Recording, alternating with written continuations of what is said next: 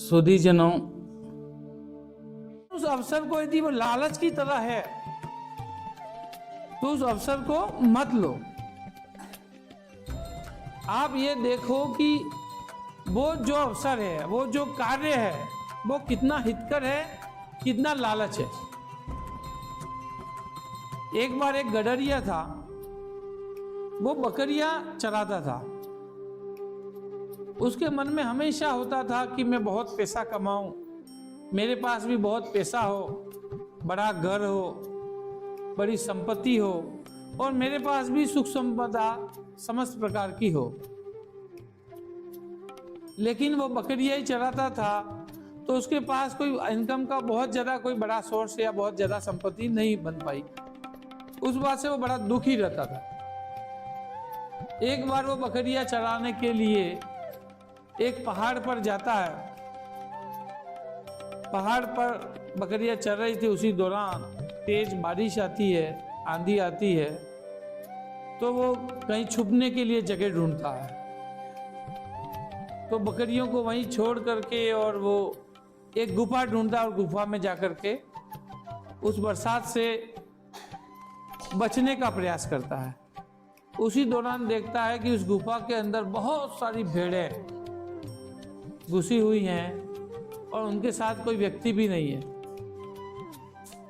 इतनी सारी भेड़ें, इतनी हट्टी कट्टी मजबूत भेड़ें, उनके ऊपर ऊन भी काफ़ी कई, क्योंकि वो जंगली भेड़ें थी तो उनकी कटिंग किसी ने नहीं की होगी, तो वो बहुत ज़्यादा ऊन पे बनी हुई थी।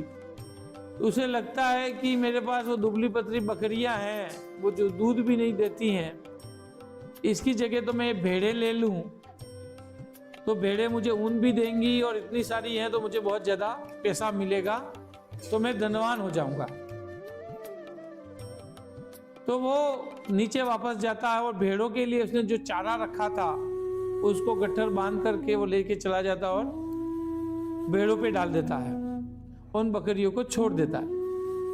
उसे लगता है कि इन बकरियों की मुझे अब क्या जरूरत है, ठीक है आ जाएंगी तो ठीक है, और अब तो मुझे इतनी सारी भेड़ें मिल गई हैं। तो वो भेड़ें को वो सारा चारा डालने के बाद एक बार फिर वो नीचे बकरियों को देखने जाता है। तो उसके मन में एक बार होता है कि बकरियां भी रह जाएंगी तो मेरे दोनों हो जाएंगी। तो बकरियां देखने जाता है तो बकरियां कहीं निकल गई थी, क्योंकि वो पहले छोड़ के आ गया था। तो वो वापस दौड़ के जब भेड़ों के पास जाता है तो भेड़ें दूसरे रास्ते जा रही थी।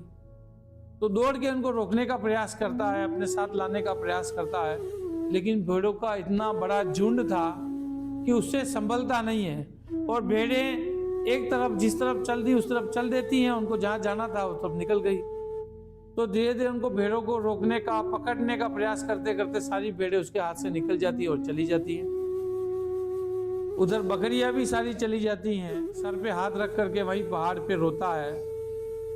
वो कहता है कि हाय लालच कि मैंने भेड़ों के चक्कर में बकरियां भी छोड़ दी। तो हमेशा इस बात का ध्यान रखो कि ऐसा नहीं हो जाए कि आप लोभ और लालचवश आप जो कार्य कर रहे हैं उस कार्य को छोड़ करके दूसरे कार्य के चक्कर में है उसको भी अपने हाथ से निकल जाए, ऐसा नहीं करना चाहिए। तो लोभ और लालच करने से पहले हमेशा हमें ये बात संतोष धारण करके हमें ये ध्यान रखना चाहिए कि हमें उस वस्तु की कितनी जरूरत है। किसी और के पास वस्तु है और हमारे पास नहीं है तो उसका कोई लोभ और लालच नहीं करना चाहिए। उससे हमारे दिमाग में अशांति होती है, उससे हमारा दिमाग, शरीर सभी अशांत रहता है और हमारा जीवन कभी भी सुखी नहीं हो सकता।